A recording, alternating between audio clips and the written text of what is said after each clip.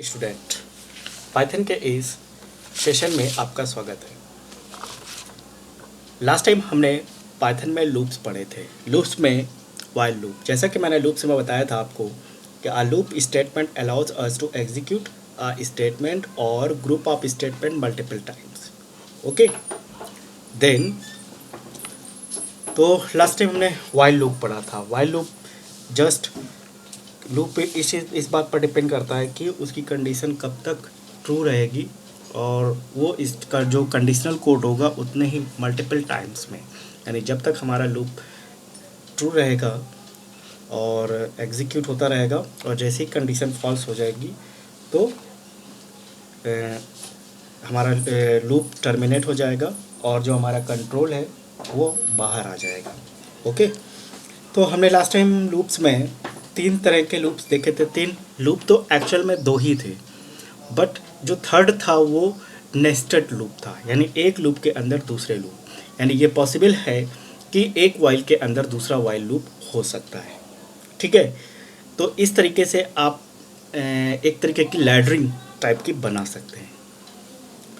तो आज हम फॉर लूप डिस्कस करेंगे। ओके, तो for loop, the for statement in a Python has ability to iterate over the items any sequence such as a list or string। ठीक है, ये किसी सीक्वेंस, किसी लिस्ट या किसी स्ट्रिंग पर आप लूप्स को यूज कर सकते हैं। जैसे सिंटैक्स की बात करें तो फॉर आइटरेटिंग वेरिएबल, यहाँ पर एक आइटरेटिंग वेरिएबल्स का इस्तेमाल किया जाएगा। और इन सीक्वेंस, यानी जो भी आप सीक्वेंस में कुछ भी हो सकता है, वो एक टपल भी हो सकता है, एक लिस्ट भी हो सकती है और एक स्ट्रिंग भी हो सकती है। ठीक है, just if sequence contain expression list it is evaluated first and along with the, मतलब इस तरह से ये आगे की तरफ via next variable statement block executed, मतलब एक नेक्स्ट स्टेटमेंट लगा रहता है, आप चाहे तो उसका यूज़ कर सकते हैं। ठीक है, तो क्या करेगा, एक के बाद एक सारे जितने भी वेरिएबल एक तरीके की ट्रैवर्सिंग टाइप की करेगा। वैसे तो आइट्रेटर में भी ट्रैवर्सिंग होती थी, बट आइट्रेटर में क्या एक प्रॉब्लम थी कि वहाँ पर सिंपली अगर हम कोई स्टेटमेंट एग्जीक्यूट कर रहे होते थे तो वहाँ पर वो एरर फायर कर देता था अगर उसे एंड ऑफ में जैसे ही जाता था। तो फॉर लूप में ऐसा नहीं होता। फॉर लूप में क्या है, जब तक उस पर वैल्यूज़ या एलिमेंट्स अवेलेबल होंगे तब तक वो एग्जीक्यूट करेगा, अदरवाइज़ वो कंडीशन फॉल्स होते ही क्या करेगा, सीक्वेंस से, मतलब जो आपका कोड ब्लॉक स्टेटमेंट ब्लॉक्स है उससे बाहर आ जाएगा। ओके, देन हम इसके बात करें डाटा फ्लो डायग्राम्स की, तो simply it's item from a sequence, then item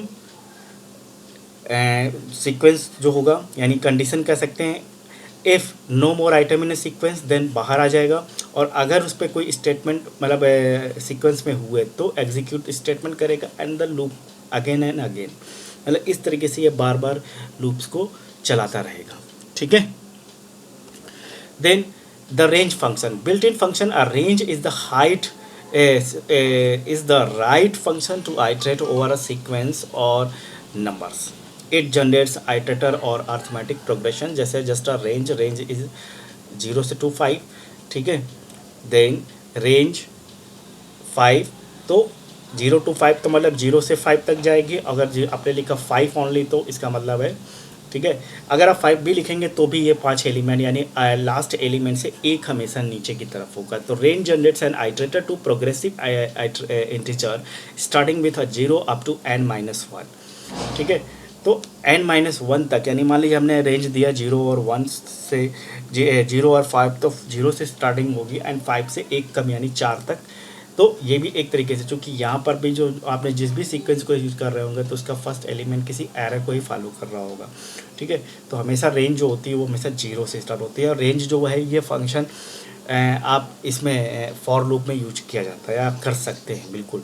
ठीक है, range generates iterator to progress integer starting with 0 to up to n-1 elements तक। ओके, देन एग्जाम्पल्स की बात करें तो सिंपली क्या किया है हमने, एक फॉर लेटर इन पाइथन में क्या किया, करंट लेटर आपका just as it is print, then हर एक के बाद एक गैप लेगा, क्योंकि प्रिंट ओनली खाली लगा है, ब्लैंक लगा है, तो हर बार में एक क्या कहते हैं ऐसे ही ये तो एक पर्टिकुलर